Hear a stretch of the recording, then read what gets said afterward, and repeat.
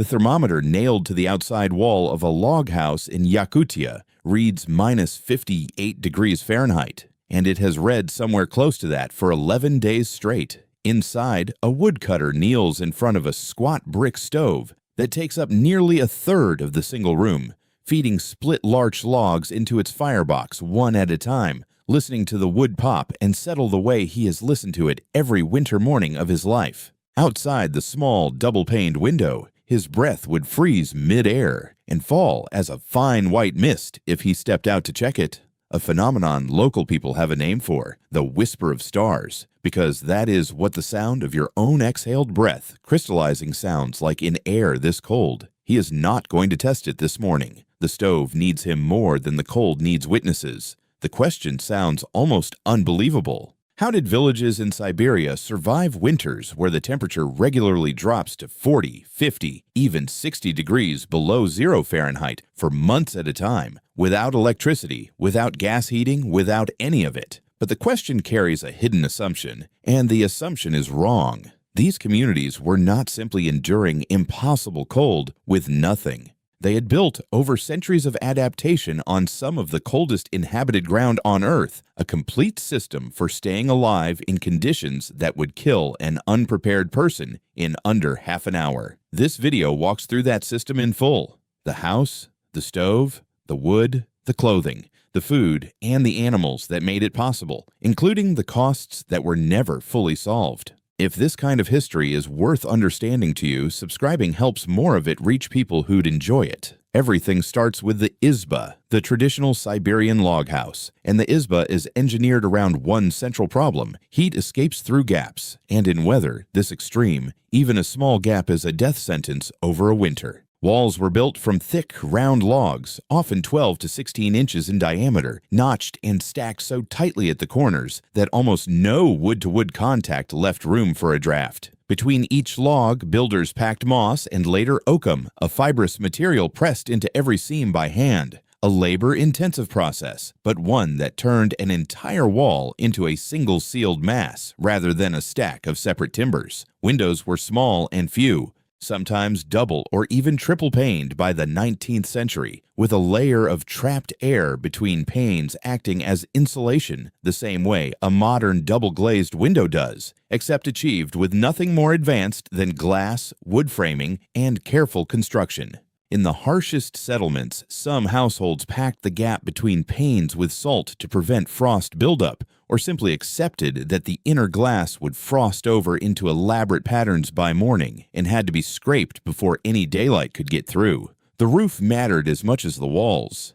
A steep pitch shed the heavy snow that would otherwise build to dangerous weight, and the unheated space beneath it functioned as a thermal buffer zone, the same principle a modern attic serves in a well-insulated house. The floor, often raised slightly off the frozen ground, kept the coldest air from radiating directly up into the living space, since permafrost stays brutally cold year-round regardless of the air above it. At the center of the house sat the true engine of survival, the Russian masonry stove, known regionally simply as the pech. This was not a small iron stove like the ones found in much of medieval Europe. It was a massive brick and clay structure, sometimes 6 feet tall and taking up a significant portion of the room's floor space, built with an internal maze of channels that force smoke and hot gas to travel a long, winding path before finally escaping through the chimney. That winding path is the entire secret. By the time the heat reached the chimney, the thick masonry surrounding those channels had already absorbed an enormous amount of thermal energy, and masonry releases stored heat slowly over many hours, long after the fire itself has burned down to coals. A well-built pech, fired once or twice a day with a concentrated hot burn, could hold enough stored heat to keep a room comfortable for 12 to 24 hours. This is the same principle behind modern masonry heaters and radiant floor heating. Store heat in mass, then let it release gradually. Except Siberian builders arrived at it centuries before anyone called it thermal mass in an engineering textbook. And the stove did more than heat the room. Its flat top, broad and consistently warm, functioned as a sleeping platform, and in many households, particularly for the elderly and for young children, sleeping directly on top of the stove was the warmest and most desirable place in the entire house. The stove also served as an oven, a drying rack for wet clothing and boots, and a place to warm water, a single structure performing the job that a modern home splits across a furnace, an oven, a dryer, and a water heater. None of this worked without fuel, and fuel in this part of the world meant one tree above nearly all others: larch. Siberian larch dominates the taiga precisely because it is one of the only trees adapted to survive the region's brutal winters and shallow permafrost soil, and it happens to burn hot, dense, and relatively slow. Firewood cutting was a summer and autumn task, never a winter one, because at extreme cold, wood that hasn't been properly seasoned burns poorly.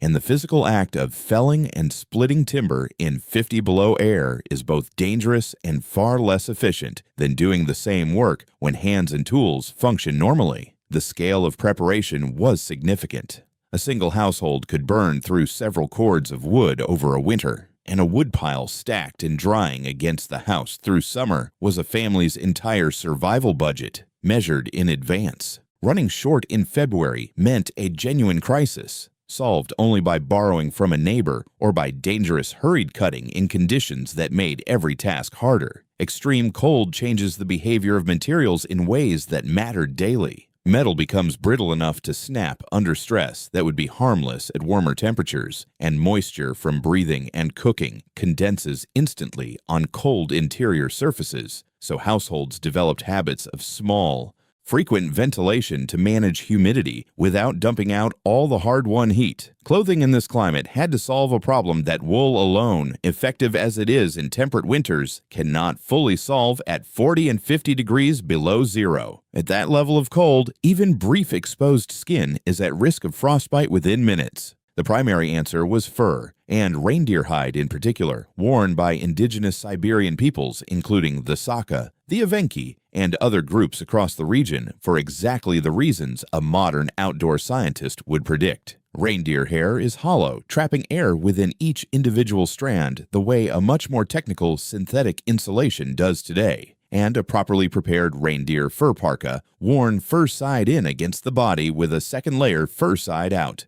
creates two separate insulating air layers rather than one.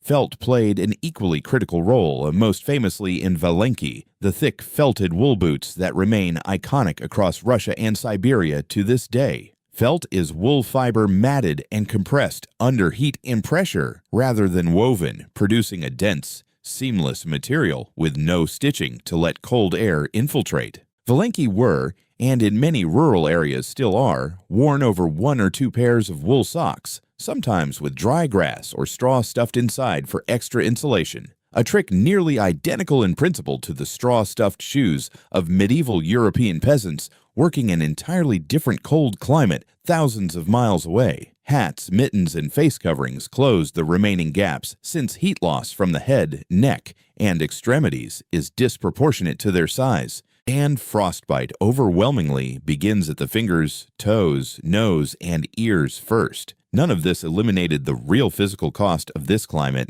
Frostbite was, and remains, a genuine and serious risk for anyone working outdoors for extended periods, and both historical accounts and modern medical data from the region confirm that severe cold injury was an accepted, managed hazard of life here. Not a rare accident. Food preservation in Siberia had one enormous natural advantage that no other cold climate culture in this series has had access to in quite the same way: the cold itself as a permanent, free, essentially infinite freezer. Meat and fish caught or slaughtered in autumn were simply frozen solid outdoors, often stored in an unheated shed or a pit dug into the permafrost, and would remain safely frozen for the entire winter without any active preservation process at all. A modern chest freezer running continuously on electricity is attempting to recreate a condition that a Siberian household in January achieves automatically at zero energy cost simply by stepping outside. This access to natural deep freeze storage produced one of the region's most distinctive foods. Stroganina, thin curls of raw frozen fish or meat shaved directly off a solid frozen block with a sharp knife, eaten immediately, often with salt and pepper, before it has any chance to thaw.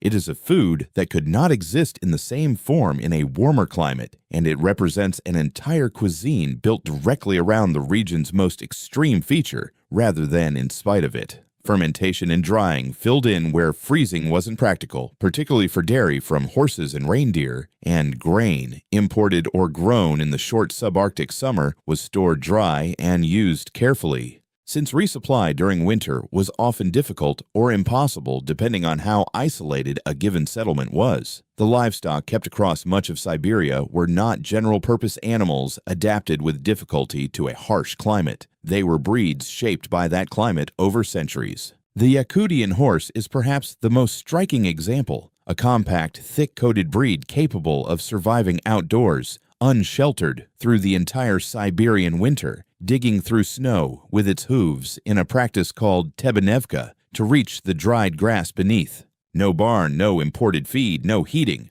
The horse's own biology, including a coat that grows extraordinarily dense in autumn and a metabolism adapted to extract maximum energy from sparse winter forage, does the work that in most other cold climate cultures required a household to actively shelter and feed its animals. Reindeer herding, practiced by several indigenous groups across the region, followed a similar logic on a larger scale, with herds moved seasonally to accessible grazing rather than kept in one fixed location, the animals supplying meat, hide, transportation, and dairy in a single interconnected system. The same underlying principle of building an entire food and shelter system around whatever the local environment can actually sustain, seen elsewhere in this series with Norse cattle and Andean terrace farming. No household stood entirely alone. Winter reorganized community life here just as thoroughly as it did everywhere else in this series, but with its own regional character, visiting neighbors, sharing food,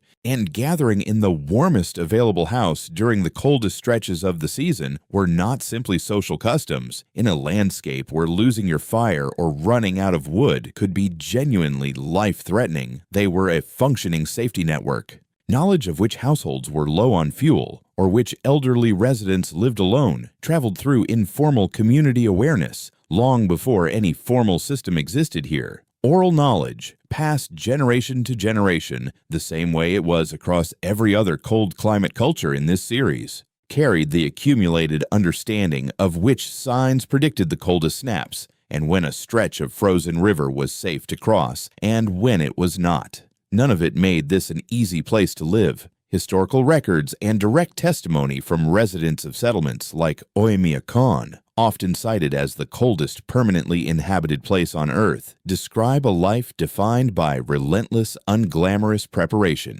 and a community that understood, without needing to say so, that no single household's fire was entirely its own business. Back in the log house, the woodcutter closes the stove's iron door and checks that the draft is set correctly for the night, the same motion his hands have made thousands of mornings before this one. The fire will burn low, but it will not go out, and by the time he wakes, the brick mass around it will still be warm enough to touch. The system held again, the way it has to, every single winter for as long as anyone here can remember. If you want to keep exploring how people actually endured the coldest parts of history, subscribe, and the next winter will be waiting.